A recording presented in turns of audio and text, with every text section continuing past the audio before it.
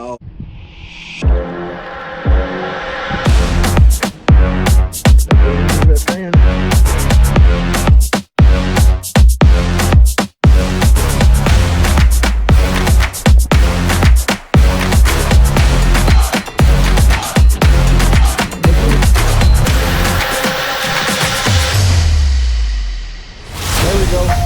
See, this is what I'm saying right here.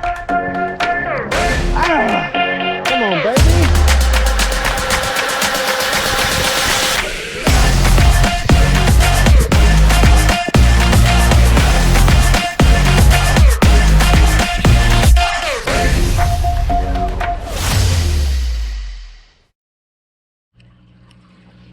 Okay, guys.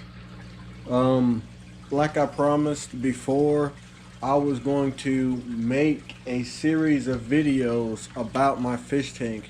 Y'all know that this channel is primarily about fishing, what to do in certain situations, and when I come home, I get to look at this fish tank. I have noticed that other YouTubers have channels about their fish tank. So this is going to be a 3-part series, and this is going to be episode 1 about my fish tank. And the hope is to educate about having a fish tank of this size, and what types of fish do you want to have, what happens when you pair certain fish together, and this episode 1 is generally going to be a general episode about it, okay? And explaining what kind of fish do I have in here. So let's jump right into it. So that is a largemouth bass right there, and we actually caught him in an episode on this channel, and you can go back and watch that video if you want. We never did come up with a name for them, so if you have any ideas for the largemouth bass, they're also known, this kind of largemouth bass is also known to be called a Kentucky bass or a spotted bass, okay? And so that's a little bit about that guy. He was super fun to catch. We caught him on a worm, a wacky rig, and it just come right in the nick of time because we were specifically fishing for that guy to add in my tank, because I previously had 2 peacock bass, and they were butterfly peacock bass, but they both died. One died when we moved into a new place where we live now, and at the fish store they held the fish for me while we moved the tank, because obviously a tank of this size is a lot of work to move. And they were nice enough to hold the fish for me, and I had another fish that I guess just because the quarters was so small, he beat up on my peacock bass. The other peacock bass that I had, the other butterfly peacock bass that I had that died, he jumped out of the fish tank, which you can kind of see right here on top of my tank. Now I have books and stuff that I try to cover these little holes with, because I came home and he was on the floor, but that was also on another YouTube video, so I encourage you to go back and check that out. So that's enough about that guy. That's the largemouth bass. We don't have a name for him. Now, after I lost my peacock bass, my butterfly peacock bass, I decided to get a different type of peacock bass. This is still a peacock bass, native to Amazon River, and this is called an azul peacock bass. Now, interesting enough, the azul peacock bass literally means blue in Spanish, and so as you can tell, what's different about these butterfly peacock bass, which is commonly a common peacock bass, and an azul peacock bass, is you can see those blue tips, and you can see that tail, how it's blue as well. Also, there are a few other differences. You can kind of notice that when he swims, he kind of moves his head a little bit more than a azul peacock bass, or a butterfly peacock bass would, excuse me. But when he gets bigger, he won't be as light as a butterfly peacock bass. He'll be a little bit darker, but those colors are going to be a little bit more refined as well. Okay, so these three guys, that guy there and those two guys there, those are called silver dollars. Now I got those fish because I wanted them to look like piranhas. Now some of you actually would have thought, if I didn't just tell you, that those were piranhas. These are not piranhas. They are actually nowhere near as aggressive. And now this poor guy, I don't know if you can tell, but if you look real close, he's been getting munched on by the largemouth. I actually caught that entire head of the fish, that smaller silver dollar there, inside the largemouth's mouth. So I'm hoping he'll make it. And also in the other video where my butterfly peacock bass died, this little guy also jumped out of the tank and somehow survived. So he is definitely a trooper, and I hate that he's getting beat up. But this is a predatorial fish tank. This is a 150-gallon fish tank, and you know, that just comes with the territory. He's the smallest silver dollar, so he's going to get a little grief just because he's that smaller. Look, there he is now trying to get picked on. And lastly but not least, well, he's not last, but he's the last fish. This is a Florida gar. As you can see, he's getting rather big, and that I will save. What I will talk about when the fish get too big for my fish tank at the end of the video. But he still has a little bit ways to go. He is a Florida gar, a shorter nose than you would imagine to be on an alligator gar, which is much more common. People know what a alligator gar is, but not all the time do they know what a Florida gar is. And so he has that short nose, and he doesn't really look like an alligator, but he's a very cool guy, and it's really cool to watch him eat. He is a cold-blooded fish, which is also super interesting. So that means he doesn't have to eat all the time, and he's more of an opportunist eater, almost like an alligator or some type of snake. Okay, and now another thing that just crossed my mind is, with having a fish tank of this size, it's 150 gallons like I said, and fish that we have in here, you want to keep it about at least 80 degrees, okay? 80 to 75 is going to be the safe range, and so you want to make sure you have heaters in your tank. That is one of the reasons why a Florida or a peacock bass can live in Florida, South Florida, is because the weather down there is just perfect for these guys. But now if I were to cut the heater off for whatever reason, the fish would die. Okay, every fish in here would die except for the largemouth bass. Okay, so the heaters are extremely important. Okay, now toward the end of the video, I will let you all see what's in that rock.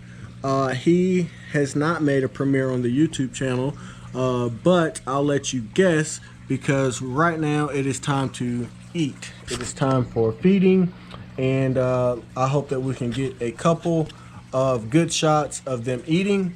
Obviously these two fish are the I guess main fish of the fish tank. I like to feed these guys live food.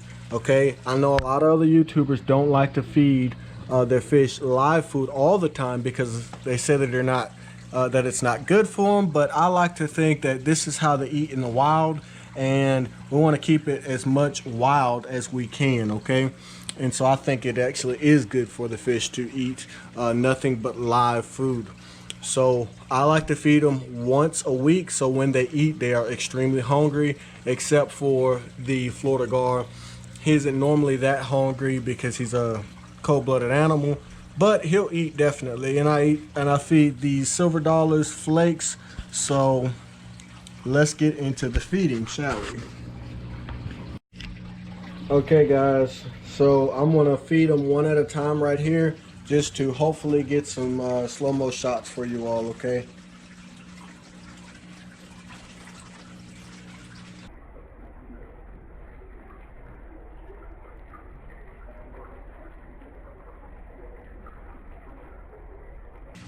All right, there's one for him. And one thing that's interesting enough, the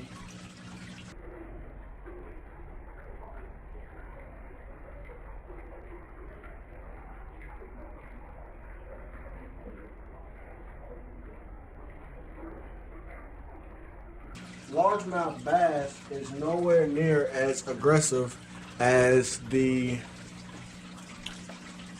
peacock bass. So I'm just going to go ahead and pour, since we have some of those shots where they ate one-on-one. I'm just going to go ahead and pour them in there and just let y'all enjoy the show. But I'm also going to put some flakes here for the silver dollars as well, because we can't forget about them. Much love to the silver dollars. Now, I don't put very much neither, because if you put very much, then you'll build up ammonia in your fish tank. And we don't want that to happen. So I'm just gonna go ahead and start pouring these in here. Let's get just a little bit closer.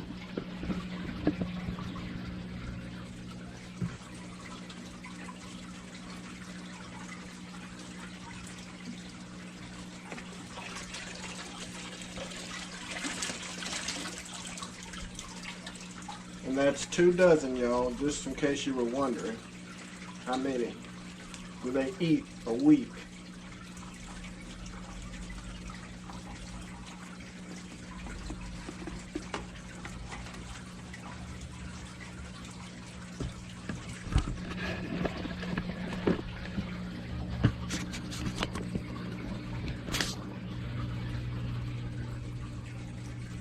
Uh-oh, look who got one.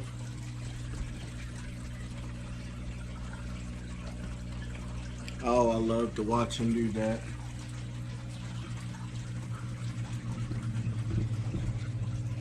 Oh, I love to watch him do that.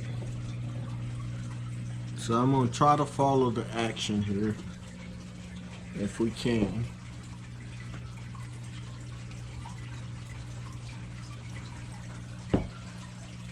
It's kind of hard to know which one is going to be wanting to eat enough to record which one. Uh-oh. Okay, I think we got him eating that one. You know, these peacock bass, man, they will eat until they literally can't eat anymore. So fun to watch them. Okay, I think you all can kind of get a hint of what's going on there, since we can see some antennas sticking out. So hopefully we can get him to come out on his own instead of us having to pull him out.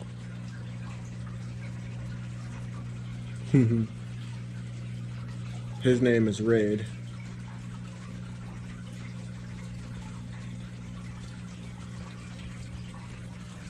This guy is so cool. One thing that's interesting about these Florida gars, they breathe air. So they come up every now and then to breathe some air. And we might be able to witness him doing that.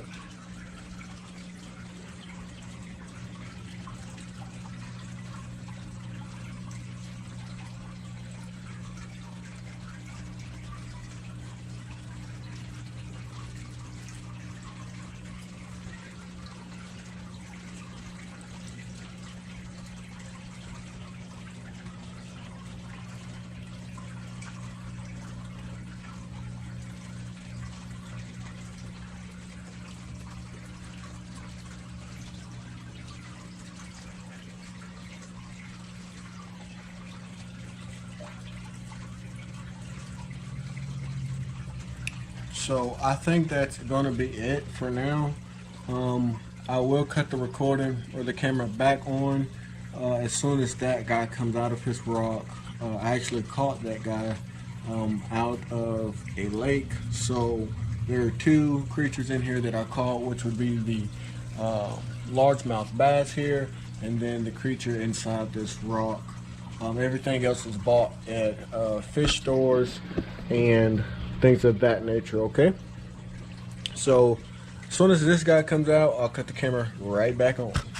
Out of some things that maybe I didn't mention or maybe I didn't go over well, but it takes about a day and a half for them to eat 2 dozen minnows when I put them in here, and then of course they'll eat another week later. I think I mentioned that, but that's a lot of minnows to go through in, you know, a day and a half to 2 days. So yeah. All right, y'all, so look who finally decided to come out of his rock and grace us with his presence, Mr. Miniature Lobster / Crawfish here. And he is a cool looking guy, but I thought that, hey, let me go quick and run and grab the camera, so this way you all can see him while he's outside doing his thing. And since I was recording it, so I'm actually going to post this video tonight, but I just wanted to let y'all know that that guy is out of his rock, just so you can get a good look at him. And yeah.